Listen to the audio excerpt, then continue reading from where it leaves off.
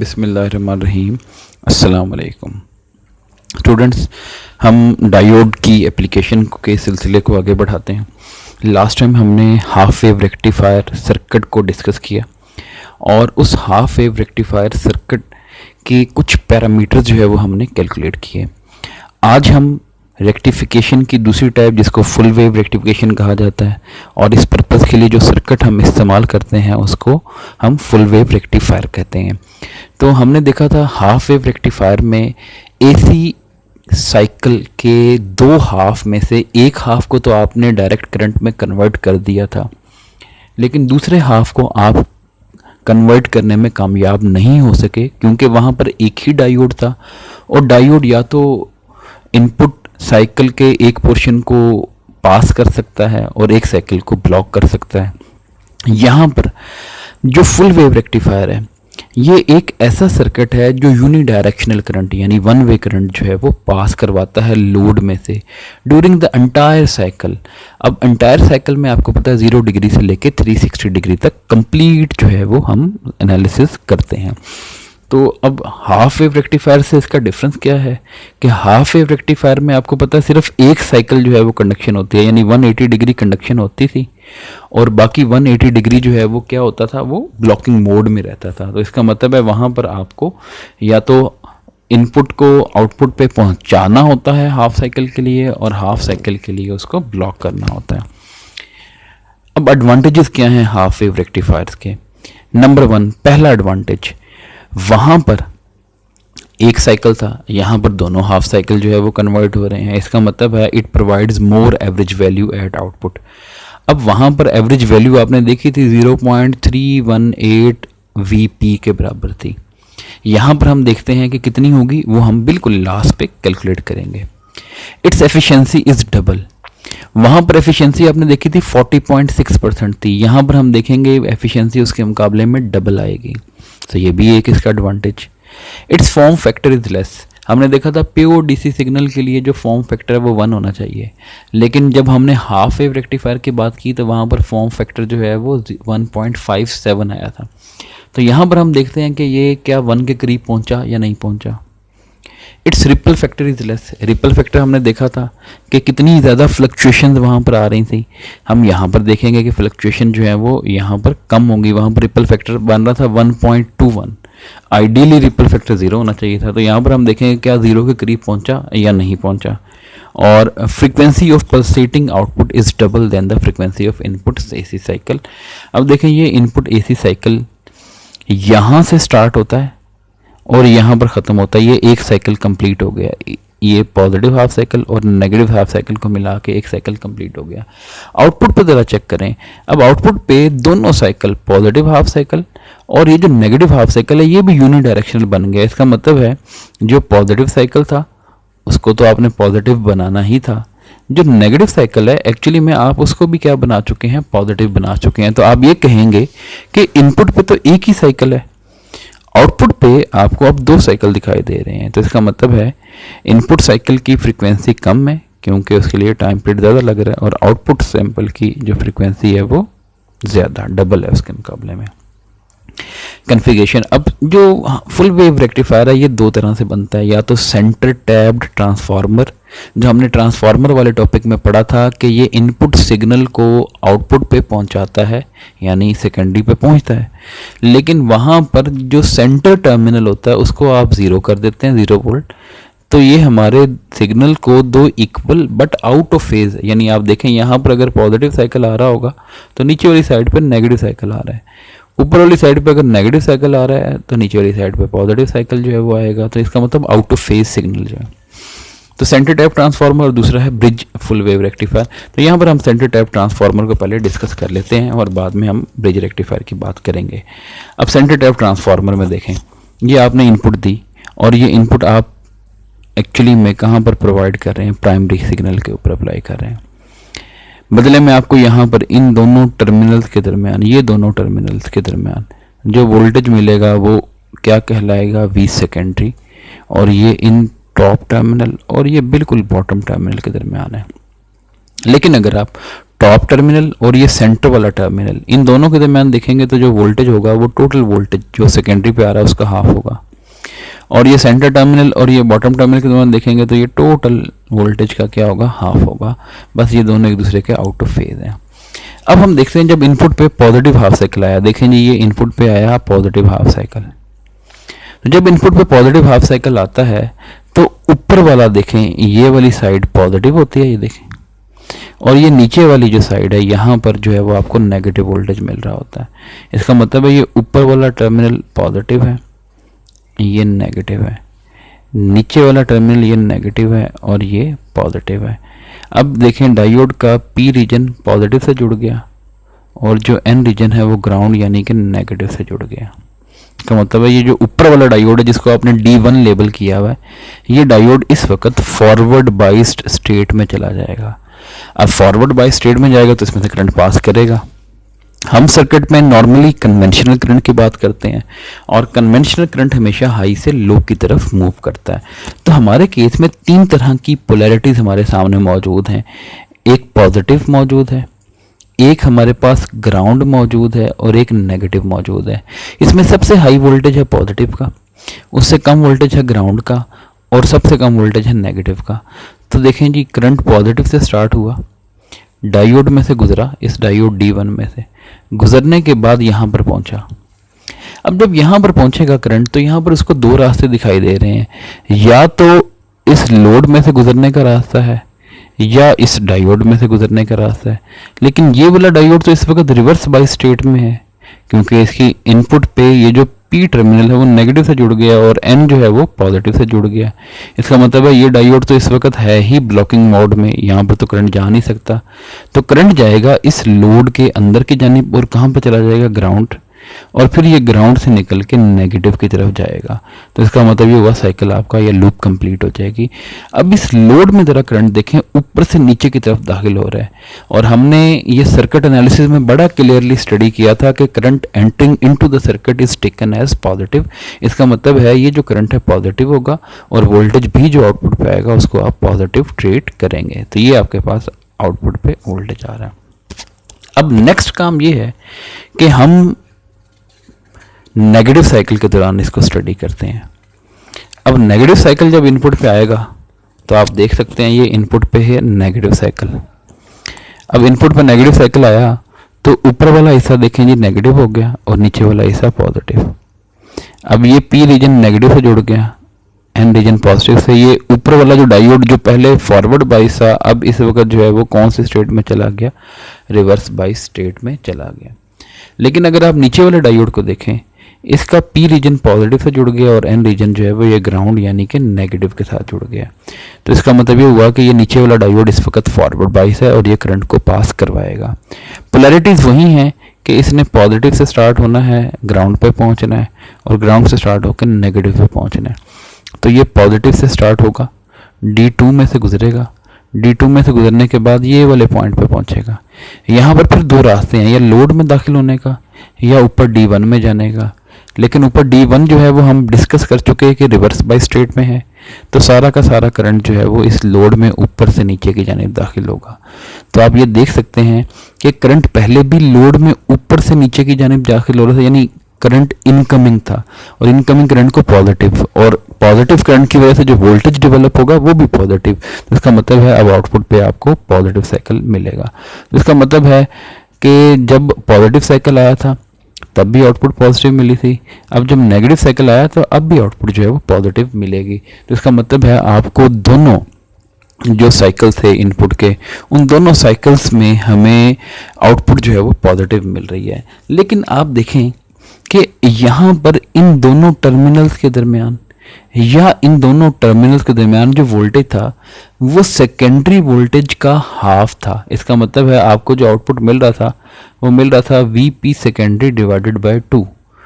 अब जब diode forward बाइस होता है तो वो 0.7 वोल्ट इस्तेमाल करता है, प्रैक्टिकल डायोड हो तो इसका मतलब है आपको आउटपुट की जो पीक वैल्यू मिलेगी वो सेकेंडरी वोल्टेज के ऊपर जो भी आपको पीक वैल्यू मिल रही थी पहले उसका हाफ करना पड़ेगा, क्योंकि सेंटर टैपिंग है तो सेंटर टैपिंग में वोल्टेज दो पार्ट्स में डिवाइड हो जाता है, और उसमें से 0.7 माइनस करना पड़ेगा क्योंकि वो डायोड का बैरियर पोटेंशियल है जो आपको ये माइनस करना पड़ेगा। अब फ़र्ज़ करें मैं एक ऐसा ट्रांसफार्मर इस्तेमाल करता हूँ जिस ट्रांसफार्मर में आप ये समझें कि हमने इनपुट और आउटपुट दोनों बराबर रखी हुई हैं, यानी number of turns in primary, number of turns in secondary, दोनों की रेशियो 1:1 है। तो यहाँ पर आप 1:1 यूज़ कर रहे हैं। इसका मतलब जितना वोल्टेज आप प्राइमरी पे देंगे उतना ही वोल्टेज ये दो टर्मिनल्स, ये इन दोनों टर्मिनल के दरमियान आ जाएगा। इसका मतलब है इन दोनों टर्मिनल के दरमियान जो वोल्टेज आएगा वो बिल्कुल प्राइमरी वोल्टेज के बराबर होगा। लेकिन आपने तो सेंटर टैपिंग की हुई है, इसका मतलब है इस प्राइमरी वोल्टेज का हाफ ऊपर मौजूद होगा, ये ऊपर वाले हाफ है, और हाफ ही ये नीचे मौजूद होगा। यानी लेकिन ये पॉजिटिव साइकिल अगर ऊपर है तो नीचे नेगेटिव, ऊपर नेगेटिव है तो नीचे पॉजिटिव, यानी आउट ऑफ फेज सिग्नल मिलेंगे। तो इसका मतलब है इस वक्त सेकेंडरी वोल्टेज पे जो वोल्टेज है वो बिल्कुल किसके बराबर है? प्राइमरी के बराबर। अब अगर आपसे कोई पूछे कि भाई आउटपुट वोल्टेज बताएं, तो आउटपुट वोल्टेज किसके बराबर है? VP secondary over 2। लेकिन इस केस में वीपी सेकेंडरी है ही किसके बराबर? वीपी प्राइमरी के बराबर, क्योंकि इस ट्रांसफार्मर की टर्न रेशियो 1:1 के बराबर है। तो इसका मतलब है यहाँ पर आपको खुद ब खुद पता चल जाएगा कि आउटपुट जो है वो इनपुट पे जो आपने प्राइमरी वोल्टेज दी है पहले उसका हाफ करना पड़ेगा। यानी अगर आपने 100 वोल्ट यहाँ पर दी है तो यहाँ पर 100 का हाफ हो जाएगा 50, और उसमें से 0.7 वोल्ट जो कि इसका बैरियर है वो क्या करना पड़ेगा? माइनस करना पड़ेगा। इस तरह से आपके पास जो है वो वोल्टेज कम आएगा। दूसरा केस ये है कि अगर हम ट्रांसफार्मर ऐसा इस्तेमाल करें जिसकी टर्न्स रेशियो 1:2 के बराबर हो, यानी सेकेंडरी पे 2 और प्राइमरी पे 1, ठीक है ये प्राइमरी पे 1 और सेकेंडरी पे 2।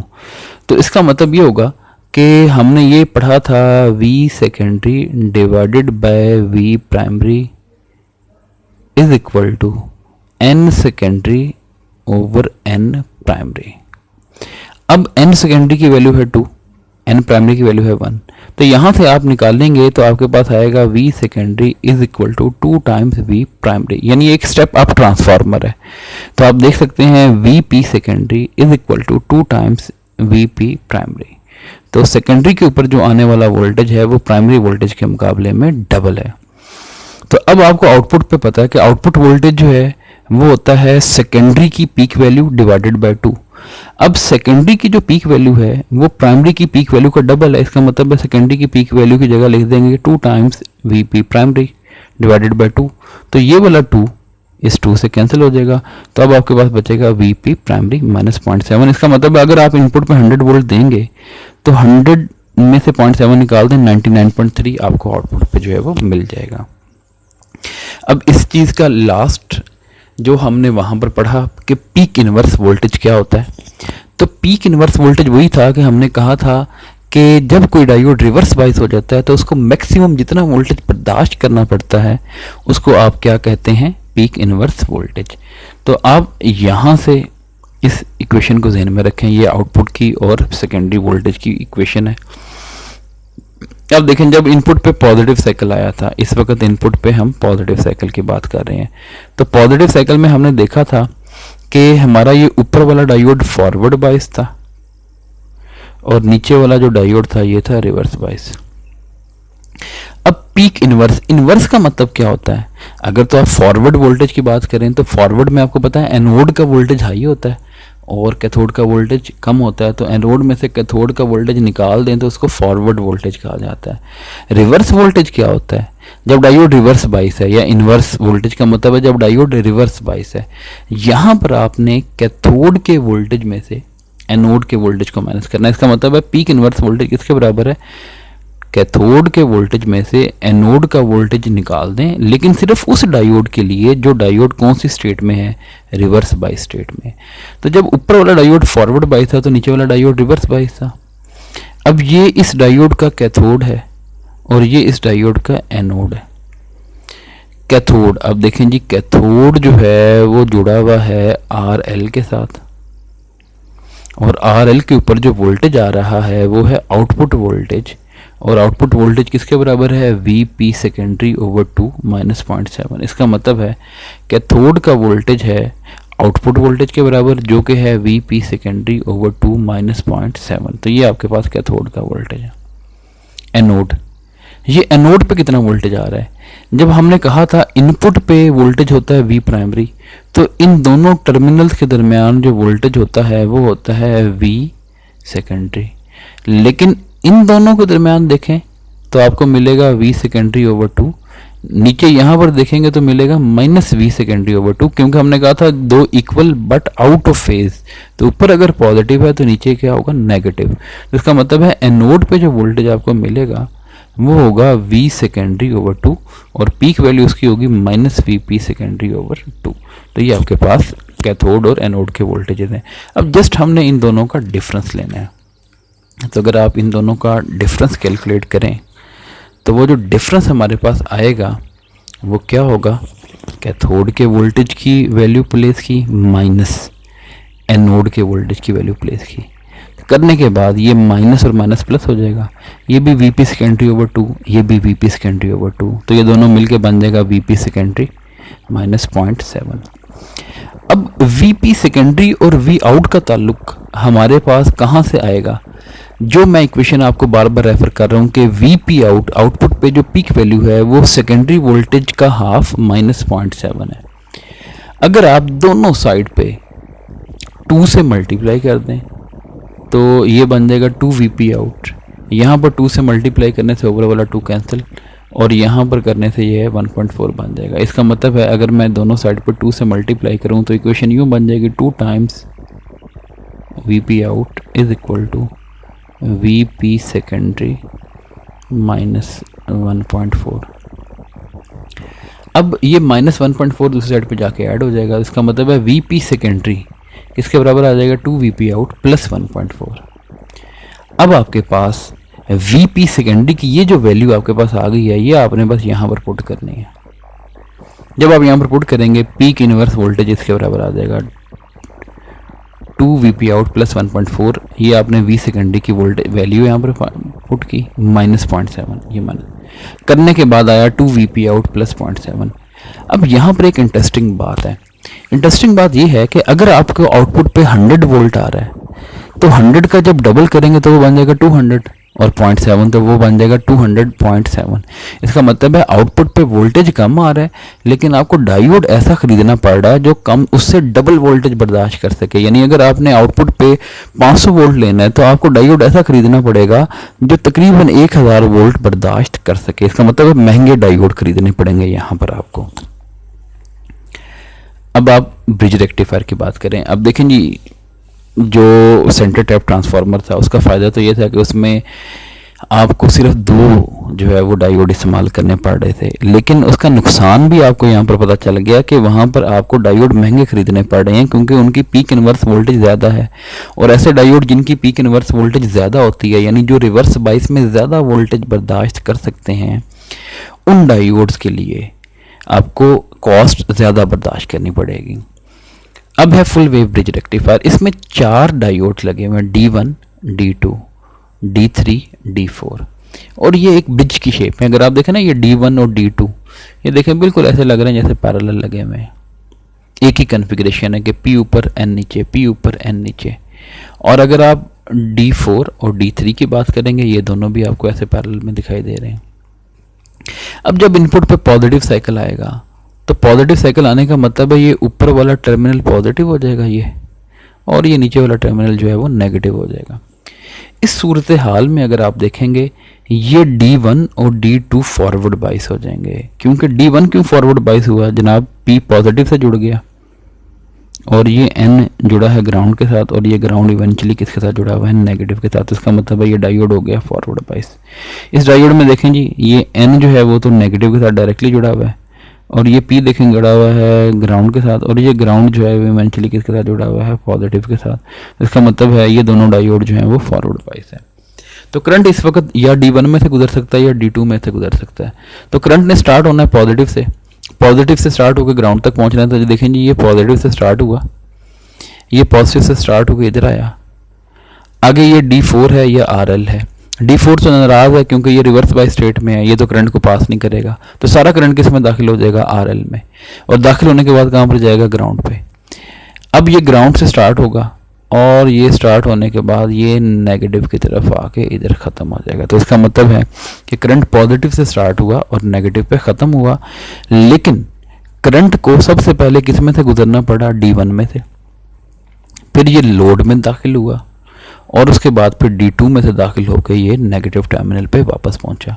इसका मतलब है एक वक्त में उसको 2 डायोड में से गुजरना पड़ रहा है, लेकिन इस लोड में यानी इस रेजिस्टर के अंदर करंट हमेशा ऊपर से नीचे की तरफ दाखिल हो रहा है। तो ऊपर से नीचे का मतलब है incoming current, and incoming currents are taken as positive, यानी आउटपुट पे जो वोल्टेज आएगा वो भी पॉजिटिव आएगा। इनपुट पे साइकिल भी कौन सा आया था, पॉजिटिव। अब इनपुट पे साइकिल आया जनाब नेगेटिव। जब इनपुट पे नेगेटिव साइकिल आया तो ये ऊपर वाला टर्मिनल हो गया नेगेटिव, नीचे वाला टर्मिनल हो गया पॉजिटिव। अब ये वाले जो दो डायोड हैं जो पहले रिवर्स बाइस से इस सूरत हाल में, अब इस सूरत हाल में ये दोनों फॉरवर्ड बाइस हो गए। करंट ने अब पॉजिटिव से दाखिल होना था नेगेटिव की तरफ, तो पॉजिटिव से वो पहले D4 में गुजरेगा, D4 में से गुजरने के बाद वो RL में दाखिल होगा, उसके बाद ग्राउंड पे, ग्राउंड से वो D3 में होता हुआ ये नेगेटिव टर्मिनल पे वापस पहुंच जाएगा। इसका मतलब है अभी भी करंट 2 ही डायोड में से गुजरा, उन दोनों डायोड में से गुजरने के बाद वो वापस ख़त्म हुआ। लोड में इस करंट की जो डायरेक्शन है वो अभी भी ऊपर से नीचे की तरफ है, इनकमिंग करंट है और incoming currents are taken as positive. इसका मतलब है आउटपुट पे जो वोल्टेज आएगा वो भी पॉजिटिव। तो पॉजिटिव हाफ साइकिल में भी आउटपुट पॉजिटिव आई थी, नेगेटिव हाफ साइकिल में भी आउटपुट पॉजिटिव आएगी। तो इसका मतलब है जो आपको आउटपुट मिल रही है वो इस तरह की आउटपुट आ रही है, सेम वही जो सेंटर टैप ट्रांसफार्मर में आ रही है। अब फ़र्क ये है कि यहाँ पर आपने अगर प्राइमरी वोल्टेज दिया तो यहाँ पर आपके पास कौन सा वोल्टेज आ रहा है, सेकेंडरी वोल्टेज, V सेकेंडरी। लेकिन यहाँ पर सेकेंडरी वोल्टेज 2 हिस्सों में डिवाइड नहीं हो रहा। इसका मतलब है जो आपके पास आउटपुट की जो पीक वैल्यू आएगी वो आउटपुट की पीक वैल्यू Vp आउट वो किसके बराबर आएगी, Vp सेकेंडरी के बराबर आएगी। अगर आइडियल डायोड, आपको पता है आइडियल डायोड कोई पोटेंशियल बैरियर नहीं होता, लेकिन अगर प्रैक्टिकल डायोड होंगे तो प्रैक्टिकल डायोड में हर डायोड 0.7 वोल्ट इस्तेमाल करता है जब वो फॉरवर्ड बाइस होता है। और आपने देखा कि पॉजिटिव साइकिल में भी 2 डायोड में से करंट पास कर रहा था, नेगेटिव साइकिल में भी 2 डायोड में से करंट पास कर रहा था। इसका मतलब है दोनों डायोड का जो पोटेंशियल ड्रॉप 0.7 और 0.7 मिलेगा तो वो 1.4 हो जाएगा, जो पीक सेकेंडरी वोल्टेज में से माइनस करना पड़ेगा। अब peak inverse voltage, peak inverse voltage हमने यही कहा कि जब कोई डायोड रिवर्स बाइस होता है तो उसको जो मैक्सिमम वोल्टेज बर्दाश्त करना होता है उस वोल्टेज को आप क्या कहते हैं, पीक इनवर्स वोल्टेज। अब देखें जी, जब पॉजिटिव साइकिल आया था ये वाला डायोड फॉरवर्ड बाइस था, ये वाला डायोड फॉरवर्ड बाइस था, ये वाला रिवर्स था, ये वाला रिवर्स था।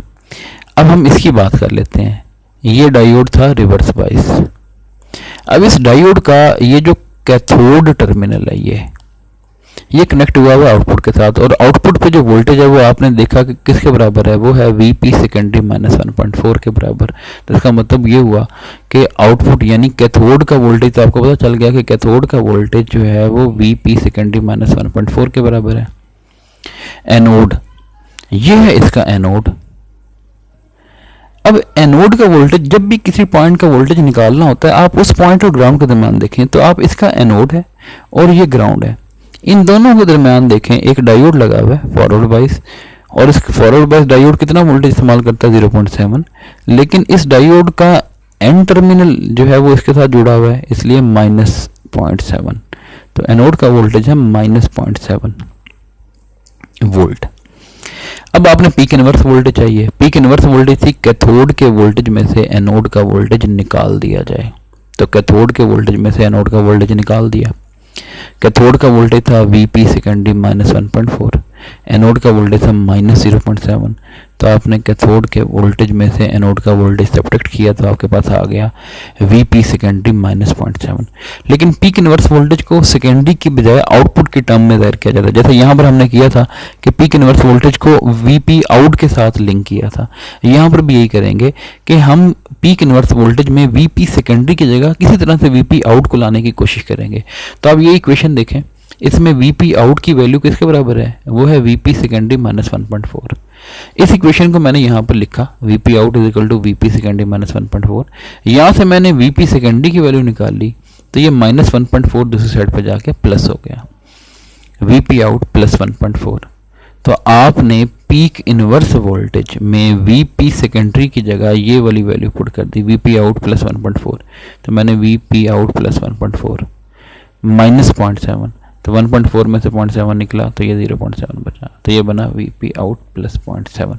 इसका मतलब है यहाँ पर आपको डायोड सस्ते ही खरीदने पड़ रहे हैं, क्योंकि यहाँ पर जो आउटपुट वोल्टेज है पीक इनवर्स वोल्टेज, वो आउटपुट वोल्टेज के एग्जैक्टली बराबर है। यानी आउटपुट पे अगर आपको 100 वोल्ट मिलेगा तो आपको आउटपुट पे जो डायोड चाहिए वो भी सिर्फ ऐसा ही चाहिए जो मैक्सिमम रिवर्स बाइस में 100 वोल्ट बर्दाश्त कर सके।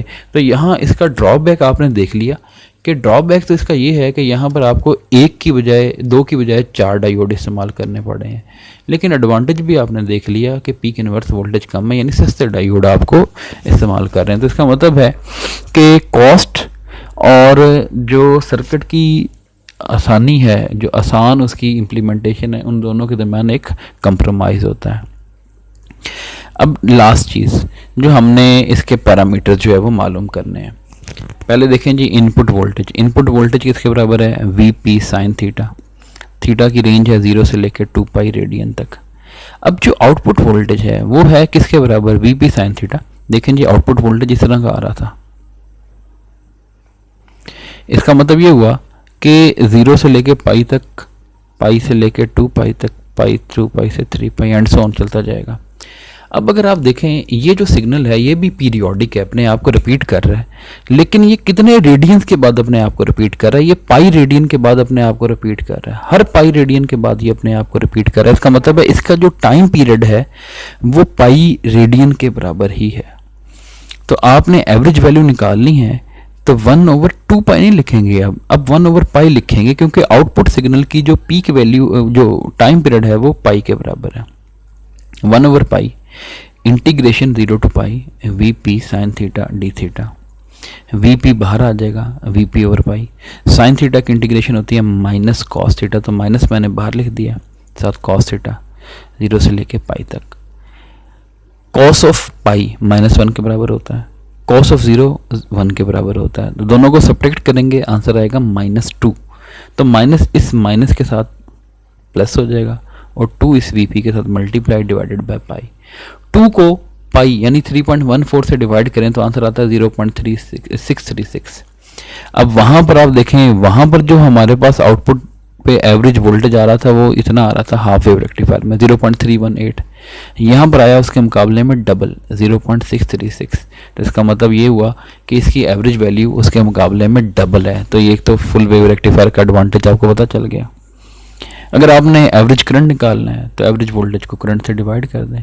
अगर आपने एवरेज पावर यानी डीसी पावर निकालनी है तो V²/R वाला फॉर्मूला इस्तेमाल कर लें।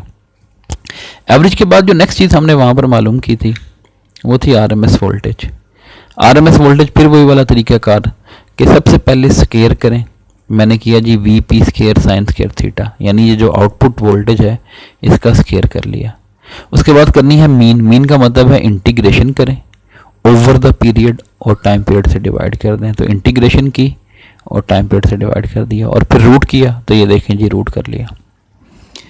VP² इंटीग्रेशन से बाहर आ जाएगा VP² ओवर पाई। साइन स्केयर थीटा की जगह लिख दिया 1 - cos 2 थीटा ओवर 2 और साथ इंटीग्रेशन। 2 को मैं फिर इस इंटीग्रेशन साइन से बाहर आ जाऊंगा तो ये 2 पाई ओवर में चला गया। 1 की इंटीग्रेशन की तो थीटा बनी, cos 2 थीटा की इंटीग्रेशन की तो बनी sin 2 theta divided by 2। Theta की जगह आपने यहाँ पर वैल्यूज प्लेस की, पाई -0, पाई -0। उसके बाद sin 2 थीटा। जब आप sin 2 पाई पुट करेंगे वो भी 0 आएगा, sin ऑफ 0 पुट करेंगे वो भी 0 आएगा। ये वाला पाई इस पाई से कैंसिल। VP² का अंडर रूट लिया VP, 2 का स्क्वायर रूट लिया √2, 1/√2 किसके बराबर होता है 0.707। अगर आपने RMS करंट मालूम करना है तो RMS वोल्टेज को रेजिस्टेंस से डिवाइड कर दें। ये RMS voltage divided by resistance. AC power किसके बराबर होती है जी, V R M S square, यानी एसी वोल्टेज का square divided by R L. अब आप इसकी एफिशिएंसी मालूम कर सकते हैं, AC power divided by DC power. AC power जनाब V R M S square divided by R L, ये वी आर एम एस की वैल्यू डिवाइड स्केयर कर लिया divided by R L. DC power ये आपके पास डीसी वोल्टेज यानी average, V average का square divided by R L. V average की जगह उसकी वैल्यू 0.636 वीपी का square divided by R L. करने के बाद जो आंसर आएगा वो आएगा जी 81.2। तो देखें जी उसके साथ एफिशिएंसी आई थी 40.6, यहाँ पर एफिशिएंसी आ रही है 81.2। Form factor RMS voltage divided by average voltage, इन दोनों की रेशियो निकालें। अब आई 1.11, वहाँ पर आ रही थी 1.57, तो फॉर्म फैक्टर आइडियली होना चाहिए था 1, तो ये 1 के ज़्यादा करीब है इसके मुकाबले में। इसका मतलब है यहाँ पर भी जो फुल वेव रेक्टिफायर है वो बेटर है। और रिपल फैक्टर वो है फॉर्म फैक्टर का स्केयर -1, 1.11 का स्केयर करें, उसमें से 1 माइनस करें, स्केयर रूट कर दें तो आएगा 0.482। तो रिपल फैक्टर उसका आया था 1.21 जो कि बहुत लार्ज था, इसका रिपल फैक्टर आ रहा है 0.482, तो ये उसके मुकाबले में काफ़ी कम है। तो इसका मतलब है जो फुल वेव रेक्टिफायर है वो बेटर है हाफ वेव रेक्टिफायर के मुकाबले में। हाफ वेव रेक्टिफायर की एप्लीकेशन बहुत कम है, लेकिन फुल वेव रेक्टिफायर की एप्लीकेशन जो है वो रिलेटिवली ज़्यादा होती हैं, तो इसके एडवांटेजेस भी उसके मुकाबले में ज़्यादा हैं। इसलिए हम इलेक्ट्रॉनिक्स में ज़्यादातर फुल वेव रेक्टिफायर को प्रेफर करते हैं। तो इसको रिवाइज़ कीजिएगा, अपने दोस्तों के साथ इसको शेयर कीजिए, और जो आपके क्वेश्चंस हैं, जो कन्फ्यूजन्स हैं, उनको कमेंट सेक्शन में ज़रूर जो है वो आप लिखें, ताकि जो है वो आपके कन्फ्यूजन्स या कंसेप्ट जो है वो मज़ीद क्लियर हो सकें। तो इंशाल्लाह नेक्स्ट लेक्चर में फ़िल्टर्स के साथ जो है वो मुलाकात करेंगे। तो अपना ख्याल रखिएगा। अल्लाह हाफ़िज़।